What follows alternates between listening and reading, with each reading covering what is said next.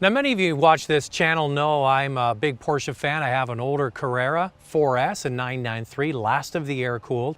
And watching the 911 evolve over the years, they've gotten bigger, more powerful, and definitely have more performance. But some people are not crazy about this new 991 because it's become so much bigger. It doesn't have a lot of curves down the side, the fenders aren't flared at the back.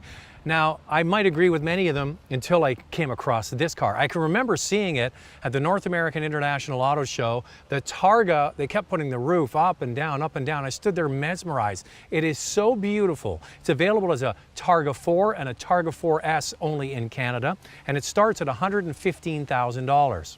The one you see here is equipped with a full leather interior, PASM 20-inch wheels. It has all kinds of other features like sport seats and Bose audio, and it brings the price up to $137,000. If you want to get the Targa 4S, it starts at just over $132,000. So these are very expensive cars, but this car really is fantastic now. I love the brushed sort of aluminum bar that goes behind the driver's head, very reminiscent of old Targas. Especially love the curved glass that goes around the back. Now, if you're somebody that's into coupes but would like to have a convertible once in a while, this really is the perfect vehicle. Now, one thing to keep in mind, if you have small children, they will fit in the back, but bigger people will not. That's one area where a convertible wins out over a Targa. You can put the roof down and obviously have taller people in the back seat, but with this, you're very limited to the size of children that can fit in the back. Now let's get inside. I'll show you a few things that are nice and maybe could be worked on this car, and then we'll take this Targa for a spin. Okay, I'm going to admit something here. I am not a convertible guy. I don't even like a sunroof open, but there are times when the weather is just right where you want to be able to enjoy roof down driving or almost roof down driving with this Targa.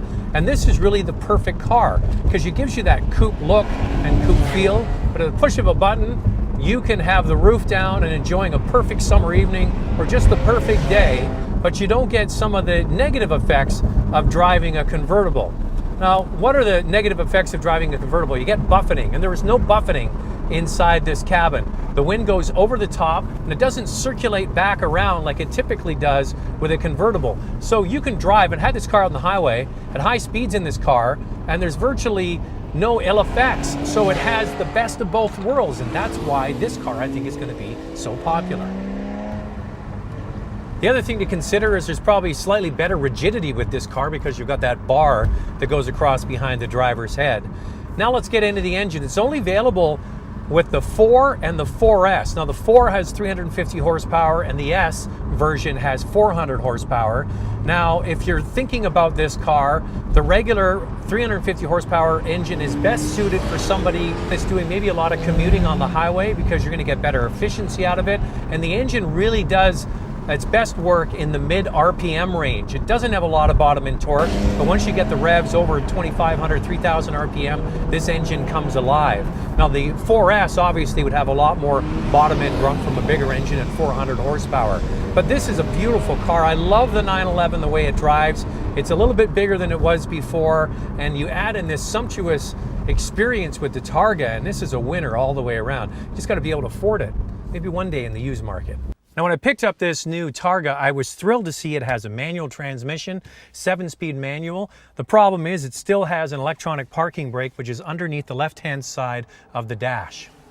There is no handbrake, which I really do miss. So when you pull up and you stop, you have to engage it on the left. The good news is when you start the car and you put it into gear and you drive away, when the parking brake is engaged, it automatically releases. So you don't have to fiddle around with that switch underneath. The inside of this car, bright red, full leather interior.